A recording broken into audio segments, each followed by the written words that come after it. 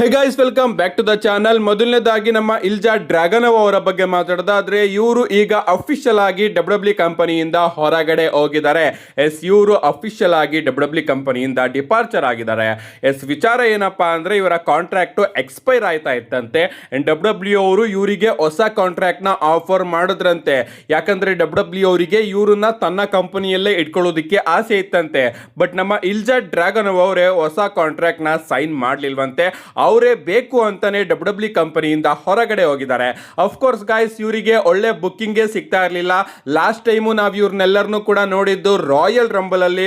ಆಗ ಬ್ರಾಕ್ ಲೆಸ್ನರ್ ಆಗಿ ಇವರ ನಡುವೆ ಒಂದು ಮೂಮೆಂಟ್ ನೋಡೋದಕ್ಕೆ ಸಿಕ್ಕಿತ್ತು. ಅಂಡ್ ಬ್ರಾಕ್ ಲೆಸ್ನರ್ ಅವರು ಇವರ ಚಾಪ್ಸ್ ಗಳನ್ನ ಸೆಲ್ಲೆ ಮಾಡಲಿಲ್ಲ ಅಂಡ್ ತೆಗೆದಂಗೆ ಇವ್ರನ್ನ ಎಲಿಮಿನೇಟ್ ಮಾಡಿದ್ರು. ಅಲ್ಲಿಂದ ಇಲ್ಲಿವರೆಗೂ ಕೂಡ ನಮಗೆ ಇಲ್ಜಾ ಡ್ರ್ಯಾಗನೋವ್ ಅವರು ಟೆಲಿವಿಷನ್ ಅಲ್ಲಿ ನೋಡೋದಕ್ಕೇನೆ ಸಿಕ್ಕಿರಲಿಲ್ಲ. ಅಂಡ್ ಡಬ್ಲ್ಯೂ ಅವರು ಬುಕ್ ಕೂಡ ಮಾಡ್ತಿರ್ಲಿಲ್ಲ. ಅಂಡ್ ಅದರಿಂದನೇ ಇವರಿಗೆ ಅನ್ಸಿದೆ, ಇಲ್ಲೇ ಇದ್ರೆ ನನಗೆ ದುಡ್ಡೇನೋ ಸಿಗ್ತಾ ಇರುತ್ತೆ, ಬಟ್ ನಾನು ಏನ ಮಾಡಬೇಕು ಅಂತ ಅನ್ಕೊಂಡು ಈ ಒಂದು ಕಂಪನಿಗೆ ಬಂದಿದ್ನೋ ಆ ಒಂದು ವಿಚಾರನ ಮಾಡೋದಿಕ್ಕೆ ಆಗೋದಿಲ್ಲ ಅಂತ ಇವರೇ ಅನ್ಕೊಂಡು ಕಂಪನಿಯಿಂದ ಹೊರಗಡೆ ಹೋಗಿದ್ದಾರೆ. ನಿಜವಾಗ್ಲೂ ಒಳ್ಳೆ ವಿಚಾರ. ನೀವು ದುಡ್ಡು ಸಿಕ್ತು ಅಂತ ನಿಮ್ಮ ಕರಿಯರ್ ನ ಪಣ ಇಡೋದಕ್ಕೆ ಆಗೋದಿಲ್ಲ. ಫಸ್ಟ್ ಆಫ್ ಆಲ್, ಇಲಿಜಾ ಡ್ರ್ಯಾಗನೋವ್ ಅವರು ಒಂದು ಅದ್ಭುತವಾದ ರೆಸ್ಲರ್ ಅಂತಾನೆ ಹೇಳ್ಬೇಕು. ನಿಮ್ಗೇನಾದ್ರೂ ಇವರ ಪೊಟೆನ್ಶಿಯಲ್ ಗೊತ್ತಿಲ್ಲ ಅಂದ್ರೆ ಗಂತರ್ ಹಾಗೆ ಇವರ ಮ್ಯಾಚಸ್ ಗಳನ್ನ ಸ್ವಲ್ಪ ನೋಡಿ, ಆಗ ಗೊತ್ತಾಗುತ್ತೆ ಇವರು ಹಾಗೆ ಗಂತರ್ ಅವರು ಸೇರ್ಕೊಂಡು ಯಾವ ರೀತಿ ಫ್ಯೂಡ್ ನ ಕೊಟ್ಟಿದ್ರು ಅಂತ. ಬಟ್ ಡಬ್ಲ್ಯೂ ಅವರು ಮೈನ್ ರಾಷ್ಟ್ರದಲ್ಲಿ ಒಮ್ಮೆನೂ ಕೂಡ ಡ್ರ್ಯಾಗನೋವ್ ಹಾಗೆ ಗಂತರ್ ಅವರ ನಡುವೆ ಫ್ಯೂಡ್ ನೇ ತಗೊಂಡು ಬಂದು ತೋರಿಸಲಿಲ್ಲ. ಅಂಡ್ ಡಬ್ಲ್ಯೂ ಅವರು ಈಗ ಇವ್ರನ್ನ ಕಂಪನಿಯಿಂದಾನೆ ತೆಗೆದಾಕಿದ್ದಾರೆ. ಏನೇ ಆಗ್ಲಿ ಒಳ್ಳೇದಾಗಿದೆ. ಅಂಡ್ ಪ್ರಾಬಬ್ಲಿ ಇವರು ನಮಗೆ AEW ಕಂಪನಿಯಲ್ಲಿ ನೋಡೋದಕ್ಕೆ ಸಿಗ್ತಾರೆ ಅಂತ ಅನ್ಕೋತೀನಿ. ಈಗ ಇಂಟರ್ನೆಟ್ ಅಲ್ಲಿ ಇದು ಬ್ರೇಕಿಂಗ್ ನ್ಯೂಸ್ ಆಗಿದೆ. ಅಂಡ್ ಇನ್ನ ಒಂದು ಅಪ್ಡೇಟ್ ಏನಪ್ಪಾ ಅಂದ್ರೆ, ಸದ್ಯಕ್ಕೆ ಡಬ್ಲ್ಯೂ ಅವರು ಟ್ಯಾಗ್ ಟೀಮ್ ಡಿವಿಷನ್ ಮೇಲೆ ಸಿಕ್ಕಾಪಟ್ಟೆ ಫೋಕಸ್ ಮಾಡ್ತಾ ಇದೆ. ಅಂಡ್ ಡಬ್ಲ್ಯೂ ಅವರು ಟ್ಯಾಗ್ ಟೀಮ್ ಡಿವಿಷನ್ ನ ರೀಬಿಲ್ಡ್ ಮಾಡೋದಕ್ಕೆ ಟ್ರೈ ಮಾಡ್ತಾ ಇದಾರಂತೆ. ಅಂಡ್ ಅದೇ ನಿಟ್ಟಿನಲ್ಲಿ ಸ್ಮ್ಯಾಕ್ ಡೌನ್ ಆಗಿ Monday night rally tag teams ಗಳಿಗೆ ನಮಗೆ ಬಹಳಷ್ಟು ಟೈಮ್ ನ ಕೊಡೋದು ನೋಡೋದಕ್ಕೆ ಸಿಗಬಹುದು. ಈಗ ನಮ್ಮ ಶಿನ್ಸ್ಗೆ ನಾಗಮೂರ ಅವರು ಕೂಡ ತನ್ನ ಮಿಸ್ಟ್ರಿ ಟ್ಯಾಗ್ ಟೀಮ್ ಪಾರ್ಟ್ನರ್ ನ ಕರ್ಕೊಂಡು ಬರ್ತಾ ಇದ್ರೆ. ಡಬ್ಲ್ಯೂ ಅವರು ಇದೇ ನಿಟ್ಟಿನಲ್ಲಿ ಈತನ್ ಪೇಜ್ ಆಗಿರ್ಬಹುದು, ರೂಸೆವ್ ಆಗಿರ್ಬಹುದು, ಇವರು ಎಲ್ಲರಿಗೂ ಕೂಡ ಸ್ವಲ್ಪ ಟಿವಿ ಟೈಮ್ ನ ಕೊಟ್ಟು ಇವ್ರನ್ನು ಕೂಡ ರೀಬಿಲ್ಡ್ ಮಾಡೋದಕ್ಕೆ ಟ್ರೈ ಮಾಡ್ತಾ ಇದೆಯಂತೆ. ನೋಡೋಣ ಗೈಸ್, ಯಾವ ರೇಂಜ್ ಗೆ ಡಬ್ಲ್ಯೂ ಅವರು ಟ್ಯಾಗ್ ಟೀಮ್ ಡಿವಿಷನ್ ನ ರೀಬಿಲ್ಡ್ ಮಾಡ್ತಾರೆ ಅಂತ. ಯಾಕಂದ್ರೆ ಸದ್ಯಕ್ಕೆ ಡಬ್ಲ್ಯೂ ಕಂಪನಿಯಲ್ಲಿ ಈ ಒಂದು ಟ್ಯಾಗ್ ಟೀಮ್ ಡಿವಿಷನ್ ಆಗಿರ್ಬಹುದು, ವಿಮೆನ್ಸ್ ಟ್ಯಾಗ್ ಟೀಮ್ ಡಿವಿಷನ್ ಆಗಿರ್ಬಹುದು, intercontinental championship division, US championship division, main championship ನ ಬಿಟ್ಟು ಇನ್ನೆಲ್ಲ ಚಾಂಪಿಯನ್ಶಿಪ್ ಡಿವಿಷನ್ ಕೂಡ ಬೋರಿಂಗ್ ಆಗಿ ಅನಿಸ್ತಾ ಇದೆ.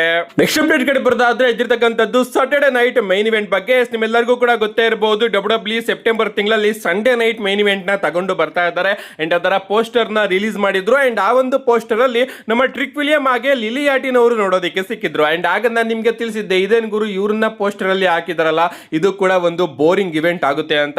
ಬಟ್ ಈಗ ಡಬ್ಲ್ಯೂ ಅವರು ಆ ಒಂದು ಇವೆಂಟ್ ಅಲ್ಲಿ ಕೋಡಿ ರೋಡ್ಸ್ ಆಗಿ ರ್ಯಾಂಡಿ ಆರ್ಟನ್ ಅವರ ಮ್ಯಾಚ್ ನ ಕನ್ಫರ್ಮ್ ಮಾಡಿದ್ದಾರೆ. ಅದೇ ರೀತಿ ಬ್ರಾನ್ ಬ್ರೇಕರ್ ಆಗಿ ಒಬಾಫೆಮಿ ಅವರ ಮ್ಯಾಚ್ ನ ಕೂಡ ಕನ್ಫರ್ಮ್ ಮಾಡಿದ್ದಾರೆ. ಈಗ ಆ ಒಂದು ಇವೆಂಟ್ ಬೋರಿಂಗ್ ಇವೆಂಟ್ ಆಗ್ತಾ ಇಲ್ಲ. ಬಟ್ ಒರಿಜಿನಲ್ ಆಗಿ ಡಬ್ಲ್ಯೂ ಅವರು ಆ ಸಂಪೂರ್ಣ ಸಂಡೇ ನೈಟ್ ಮೈನ್ ಇವೆಂಟ್ ಏನಿದೆ ಅದನ್ನ ಲಿಲ್ಲಿ ಆಟಿನ್ ಅವರ ಕಾನ್ಸರ್ಟ್ ಅಲ್ಲೇ ಬುಕ್ ಮಾಡೋಣ ಅಂತ ಅನ್ಕೊಂಡಿದ್ರಂತೆ, ಅದರ ಸುತ್ತಮುತ್ತನೆ. ಅಂಡ್ ಅದನ್ನ ಡಬ್ಲ್ಯೂ ಅವರು ಮೈನ್ ಆಗಿ ತೋರಿಸಬೇಕು ಅಂತ ಅನ್ಕೊಂಡಿದ್ರಂತೆ. ಬಟ್ ಡಬ್ಲ್ಯೂಗೆ ಬಂದಂತಹ ಫೀಡ್ಬ್ಯಾಕ್ ಇಂದ ಡಬ್ಲ್ಯೂ ಅವರು ಆ ಒಂದು ಪ್ಲಾನ್ಸ್ ಗಳನ್ನೆಲ್ಲ ಕ್ಯಾನ್ಸಲ್ ಮಾಡಿದ್ರಂತೆ. ಅದಕ್ಕೋಸ್ಕರನೇ ಆ ಒಂದು ಪೋಸ್ಟರ್ ಅಲ್ಲಿ ನಮ್ಮ ಲಿಲ್ಲಿ ಆಟಿನ್ ಆಗಿ ಟ್ರಿಕ್ ವಿಲಿಯಂ ಅವ್ರನ್ನ ಡಬ್ಲ್ಯೂ ಅವರು ಫೀಚರ್ ಮಾಡಿದ್ರು. ಅಫ್ಕೋರ್ಸ್ ಇನ್ನೂ ಕೂಡ ಲಿಲ್ಲಿ ಆಟಿನ್ ಆಗಿ ಟ್ರಿಕ್ ವಿಲಿಯಂ ಅವರು ಒಂದು ಪೋಸ್ಟರ್ ನ ಮೈನ್ ಅಟ್ರಾಕ್ಷನ್ ಆಗೋ ರೀತಿ ಏನು ಕೂಡ ಬೆಳೆದಿಲ್ಲ ಅನ್ನೋದು ನನ್ನ ಅನಿಸಿಕೆ. ಡಬ್ಲ್ಯೂ ಅವರು ಈ ರೀತಿ ಸಿಂಗಲ್ ಪೋಸ್ಟರ್ಸ್ ಗಳನ್ನ ರಿಲೀಸ್ ಮಾಡೋದನ್ನ ಕೂಡ ಕಮ್ಮಿ ಮಾಡಬೇಕು. ಅದು ಕೂಡ ನಮ್ಮ ಟ್ರಿಕ್ ವಿಲಿಯಂ ಆಗಿ ಮಿಡ್ ಕಾರ್ಡ್ ಸೂಪರ್ ಸ್ಟಾರ್ಸ್ ಗಳನ್ನ ಹಾಕೊಂಡು ರಿಲೀಸ್ ಮಾಡೋದನ್ನ ಕಮ್ಮಿನೇ ಮಾಡಬೇಕು. ನೆಕ್ಸ್ಟ್ ಅಪ್ಡೇಟ್ ಕಡೆ ಬರೋದಾದ್ರೆ, ಇದ್ದಿರ್ತಕ್ಕಂಥದ್ದು ನಮ್ಮ ಸ್ಯಾಮಿ ಝೈನ್ ಅವರ ಬಗ್ಗೆ. ನಿಮ್ಮೆಲ್ಲರಿಗೂ ಕೂಡ ಗೊತ್ತೇ ಇರಬಹುದು, ಸ್ಮ್ಯಾಕ್ ಡೌನ್ ಅಲ್ಲಿ ನಮ್ಮ ಸ್ಯಾಮಿ ಝೈನ್ ಅವರೇ ಹೇಳ್ತಾರೆ, ನನಗೆ ಕೈಯಿಗೆ ಇಂಜುರಿ ಆಗಿದೆ ಅಂತ. ಅಂದ್ರೆ ಅವರ ಹ್ಯಾಂಡ್ ಇಂಜುರಿ ಆಗಿದೆ. ಅಂಡ್ ಅವರಿಗೆ ನಿಜವಾಗ್ಲೂ ಇಂಜುರಿ ಆಗಿದೆ ಅಂತಾನೆ ಹೇಳ್ಬೇಕು. ಬಟ್ ಈ ಒಂದು ಇಂಜುರಿ ಅಷ್ಟೊಂದೇನು ಸೀರಿಯಸ್ ಅಲ್ಲ. ಅಂಡ್ ಡಬ್ಲ್ಯೂ ಅವರು ಈ ಒಂದು ಇಂಜುರಿನ ಸ್ಟೋರಿ ಲೈನ್ ಅಲ್ಲೂ ಕೂಡ ತಗೊಂಡು ಬರ್ತಾ ಇದ್ದಾರೆ. ಆ ಒಂದು ಇಂಜುರಿ ಸ್ಟೋರಿ ಲೈನ್ ಅಲ್ಲಿ ಆಗಿರೋದಲ್ಲ ಗೈಸ್, ನಮ್ಮ ಸ್ಯಾಮಿ ಝೈನ್ ಅವರಿಗೆ ರಿಯಲ್ ಇಂಜುರಿ ಆಗಿದೆ. ಅಂಡ್ ಅದಕ್ಕೋಸ್ಕರ ಡಬ್ಲ್ಯೂ ಅವರು ಸ್ಮ್ಯಾಕ್ ಡೌನ್ ಅಲ್ಲಿ ನಮ್ಮ ಸ್ಯಾಮಿ ಝೈನ್ ಆಗಿ ಕೋಡಿ ರೋಡ್ಸ್ ಅವರ ಮ್ಯಾಚ್ ನ ಮಾಡಿಸ್ಲಿಲ್ಲ. ನಮ್ಮ ಸ್ಯಾಮಿ ಝೈನ್ ಅವರು ಏನಾದ್ರು ಕಂಪೀಟ್ ಮಾಡೋಂಗೆ ಇದ್ದಿದ್ರೆ ಸ್ವಲ್ಪನಾದ್ರೂ ಇವರ ನಡುವೆ ನಮಗೆ ಮ್ಯಾಚ್ ನೋಡೋದಕ್ಕೆ ಸಿಗೋದು. ಬಟ್ ಆ ರೀತಿ ಆಗ್ಲಿಲ್ಲ. ನಮ್ಮ ಸ್ಯಾಮಿ ಝೈನ್ ಅವರಿಗೆ ರಿಯಲ್ ಇಂಜುರಿ ಆಗಿದೆ. ಅಂಡ್ ಡಬ್ಲ್ಯೂ ಅವರು ಈಗ ಅದನ್ನ ಸ್ಟೋರಿ ಲೈನ್ ಅಲ್ಲಿ ಇನ್ಕ್ಲೂಡ್ ಮಾಡ್ಕೋತಾ ಇದ್ದಾರೆ. ಹೋಪ್ಫುಲಿ ಆದಷ್ಟು ಬೇಗ ರಿಕವರಿ ಆಗ್ಲಿ ಅಂತ ಕೇಳ್ಕೊಳ್ಳೋಣ. ನಮ್ಮ ನೆಕ್ಸ್ಟ್ ಅಪ್ಡೇಟ್ ಕಡೆ ಬರೋದಾದ್ರೆ, ಇದ್ದಿರ್ತಕ್ಕಂಥದ್ದು ನಮ್ಮ ಬ್ರಾನ್ಸನ್ ರೀಡ್ ಅವರ ಬಗ್ಗೆ.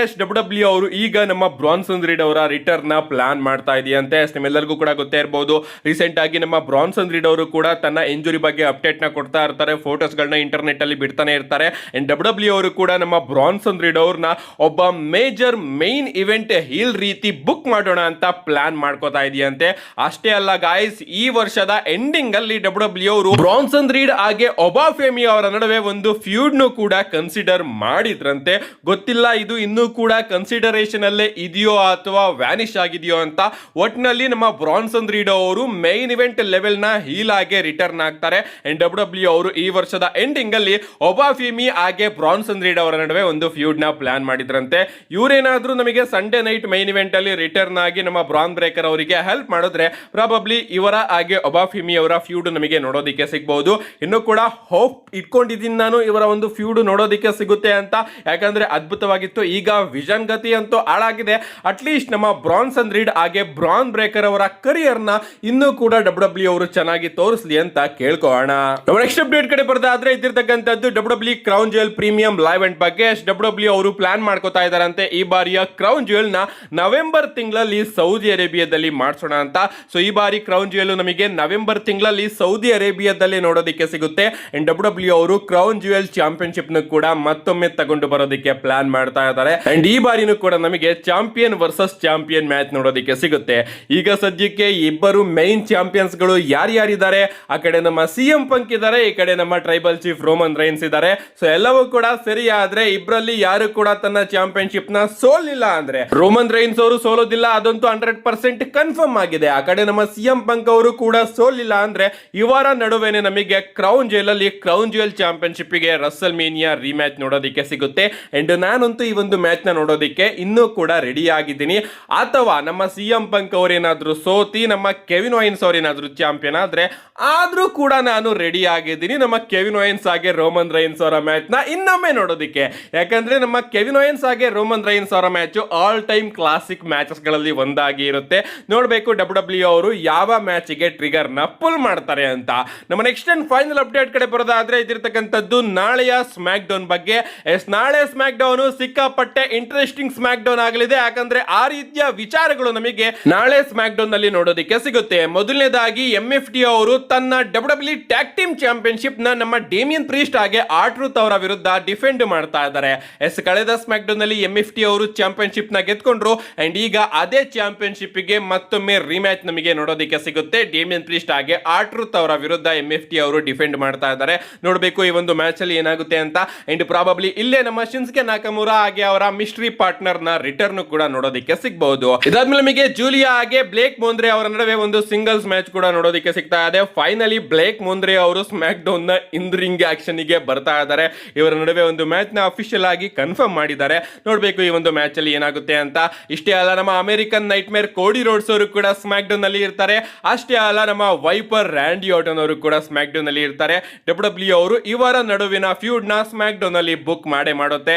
ಇನ್ನ ಇದ್ರ ಮಧ್ಯೆ ನಮ್ಮ ಗಂತರ್ ಅವರ ಆ ಒಂದು ಚಾಂಪಿಯನ್ಶಿಪ್ ನಂಬರ್ 1 ಕಂಟೆಂಡರ್ ಆಗೋದಕ್ಕೆ ಏನು ಪ್ರಯತ್ನಗಳನ್ನ ಅವರು ಮಾಡ್ತಾ ಇರ್ತಾರೆ, ಆ ಒಂದು ಪ್ರಯತ್ನಗಳು ಕಂಟಿನ್ಯೂ ಆಗಿ ಮಾಡೋದು ನಮಗೆ ನಾಳೆ ಸ್ಮ್ಯಾಕ್ ಡೌನ್ ಅಲ್ಲಿ ನೋಡೋದಕ್ಕೆ ಸಿಗುತ್ತೆ. ಅಷ್ಟೇ ಅಲ್ಲ ನಮ್ಮ ಸ್ಯಾಮಿ ಝೈನ್ ಅವರು ಕೂಡ ನನಗೂ ಕೂಡ ಚಾಂಪಿಯನ್ಶಿಪ್ ಗೆ ಅವಕಾಶ ಬೇಕು. ಕಳೆದ ಸ್ಮ್ಯಾಕ್ ಡೌನ್ ನಲ್ಲಿ ನಾನು ಮ್ಯಾಚ್ ಅಲ್ಲೇ ಕಂಪೀಟ್ ಮಾಡಲಿಲ್ಲ, ಆ ಒಂದು ಮ್ಯಾಚ್ ಸ್ಟಾರ್ಟೇ ಆಗಲಿಲ್ಲ. ಈಗ ನನಗೆ ಮತ್ತೊಮ್ಮೆ ಅವಕಾಶ ಬೇಕು ಅಂತ ನಿಕ್ ಆಲ್ಡಿಸ್ ಅವರ ತಲೆನ ತಿನ್ನುವಂತಹ ವಿಚಾರಗಳು ಕೂಡ ನಮಗೆ ನೋಡೋದಕ್ಕೆ ಸಿಗುತ್ತೆ. ಅಂಡ್ ನಾಳೆ ಸ್ಮ್ಯಾಕ್ ಡೌನ್ ನ ಮೈನ್ ಇವೆಂಟ್ ಆಗಿ ಮೈನ್ ಹೈಲೈಟ್ಸ್ ಏನಪ್ಪಾ ಅಂದ್ರೆ ನಮ್ಮ ಸಿಎಂ ಪಂಕ್ ಅವರು ತನ್ನ ಅನ್ಡಿಸ್ಪ್ಯೂಟೆಡ್ ಡಬ್ಲ್ಯೂ ಚಾಂಪಿಯನ್ಶಿಪ್ ನ ಕೆವಿನ್ ಓಯನ್ಸ್ ಅವರ ವಿರುದ್ಧ ಡಿಫೆಂಡ್ ಮಾಡ್ತಾ ಇದ್ದಾರೆ. ಅಂಡ್ ಪ್ರಾಬಬ್ಲಿ ಇಲ್ಲಿ ಡಬ್ಲ್ಯೂ ಅವರು ಒಂದು ಸರ್ಪ್ರೈಸ್ ನ ಕೂಡ ಪುಲ್ ಮಾಡಬಹುದು. ನಾಳೆ ಸ್ಮ್ಯಾಕ್ ಡೌನ್ ಆಗ್ತಾ ಇರೋದು ನಮ್ಮ ಕೆವಿನ್ ಓಯನ್ಸ್ ಅವರ ಹೋಮ್ ಗ್ರೌಂಡ್ ಅಲ್ಲಿ. ಎಂಟೈರ್ ಕೆವಿನ್ ಓಯನ್ಸ್ ಅವರ ಫ್ಯಾಮಿಲಿ ಕೂಡ ಈ ಒಂದು ಮ್ಯಾಚ್ ನ ನೋಡೋದಕ್ಕೆ ಬಂದಿರ್ತಾರೆ. ಸೊ ಡಬ್ಲ್ಯೂ ಅವರು ಇಲ್ಲಿ ಒಂದು ಚಾಂಪಿಯನ್ಶಿಪ್ ಚೇಂಜ್ ಕೂಡ ಮಾಡಿಸಬಹುದು. ಅಕಸ್ಮಾತ್ ಡಬ್ಲ್ಯೂ ಅವರೇನಾದ್ರೂ ರೋಮನ್ ರೈನ್ಸ್ ಹಾಗೆ ಸಿಎಂ ಪಂಕ್ ಅವರ ನಡುವೆ ಕ್ರೌನ್ ಜ್ಯುವೆಲ್ ಅಲ್ಲಿ ಮ್ಯಾಚ್ ನ ಪ್ಲಾನ್ ಮಾಡಿಲ್ಲ ಅಂದ್ರೆ ಇಲ್ಲಿ ನಮ್ಮ ಕೆವಿನ್ ಓಯನ್ಸ್ ಅವರು 100% ಚಾಂಪಿಯನ್ ಆಗೋ ವಿಚಾರ ನೋಡೋದಕ್ಕೆ ಸಿಗಬಹುದು. ಸದ್ಯಕ್ಕೆ ನಾನಂತೂ ನಮ್ಮ ಕೆವಿನ್ ಓಯನ್ಸ್ ಅವ್ರನ್ನ ಸಪೋರ್ಟ್ ಮಾಡ್ತಾ ಇದ್ದೀನಿ. ಈ ಒಂದು ಮ್ಯಾಚ್ ಅಲ್ಲಿ ನಮ್ಮ ಕೆವಿನ್ ಓಯನ್ಸ್ ಅವರು ಸಿಎಂ ಪಂಕ್ ಅವ್ರನ್ನ ಸೋಲಿಸಿ ಹೊಸ ಚಾಂಪಿಯನ್ ಆಗಬೇಕು ಅನ್ನೋದು ನನ್ನ ಆಸೆ. ಬಟ್ ಡಬ್ಲ್ಯೂ ಅವರು ನಿಜವಾಗ್ಲೂ ಕೂಡ ಈ ಒಂದು ಮ್ಯಾಚ್ ನ ಎಂಡಿಂಗ್ ನ ಆ ರೀತಿ ಪ್ಲಾನ್ ಮಾಡ್ತಾರ ಅನ್ನೋದು ಒಂದು ದೊಡ್ಡ ಪ್ರಶ್ನೆ. ಒಟ್ಟಿನಲ್ಲಿ ನಮ್ಮ ಸಿಎಂ ಪಂಕ್ ಅವರು ಸೋಲೋ ಚಾನ್ಸಸ್ ಈಗ ಬಂದಿದೆ ಅಂತಾನೆ ಹೇಳ್ಬೇಕು. ಯಾಕಂದ್ರೆ ನಮ್ಮ ಕೆವಿನ್ ಓಯನ್ಸ್ ಅವರು ಈಗ ತಾನೇ ರಿಟರ್ನ್ ಆಗಿದ್ದಾರೆ. ಈ ಒಂದು ಮ್ಯಾಚ್ ಅಲ್ಲಿ ಸೋತೋದ್ರೆ ಅವರ ಕ್ಯಾರೆಕ್ಟರ್ ಏನಾದ್ರೂ ಎಫೆಕ್ಟ್ ಆಗುತ್ತಾ ಅನ್ನೋದನ್ನು ಕೂಡ ಡಬ್ಲ್ಯೂ ಅವರು ಯೋಚನೆ ಮಾಡಬೇಕಾದಂತಹ ವಿಚಾರ. ಸೊ ನೋಡ್ಬೇಕು ಗಾಯ್ಸ್ ಈ ಒಂದು ಮ್ಯಾಚ್ ಅಲ್ಲಿ ಏನಾಗುತ್ತೆ ಅಂತ. ಒಟ್ಟಿನಲ್ಲಿ ನನ್ನ ಪ್ರಕಾರ ನಮ್ಮ ಕೆವಿನ್ ಓಯನ್ಸ್ ಅವರು ಗೆದ್ರೆ ಸೂಪರ್ ಆಗಿರುತ್ತೆ. ಅಂಡ್ ಅಷ್ಟೇ ಅದ್ಭುತ ಅದ್ಭುತವಾಗಿ ಡಬ್ಲ್ಯೂ ಅವರು ಅವರ ಕ್ಯಾರೆಕ್ಟರ್ನ ತಗೊಂಡು ಹೋಗ್ಬೋದು. ನಿಮ್ಮ ಅನಿಸಿಕೆ ಏನು ಇದ್ರ ಬಗ್ಗೆ? ನಿಮ್ಮ ಅನಿಸಿಕೆನ ಕಮೆಂಟ್ ಮಾಡಿ. ನಾಳೆ ಸ್ಮ್ಯಾಕ್ ಡೌನ್ ಯಾರು ಕೂಡ ಮಿಸ್ ಮಾಡ್ಕೋಬೇಡಿ. ಮಿಸ್ ಮಾಡ್ಕೊಂಡ್ರು ಕೂಡ ನನ್ನ ಚಾನಲಲ್ಲಿ ಆದಷ್ಟು ಬೇಗ ವಿಡಿಯೋನ ಅಪ್ಲೋಡ್ ಮಾಡ್ತೀನಿ. ಅದಕ್ಕೋಸ್ಕರ ಚಾನಲ್ನ ಸಬ್ಸ್ಕ್ರೈಬ್ ಮಾಡ್ಕೊಳ್ಳಿ ಅಂತ ಹೇಳ್ತಾ see you guys in my next video.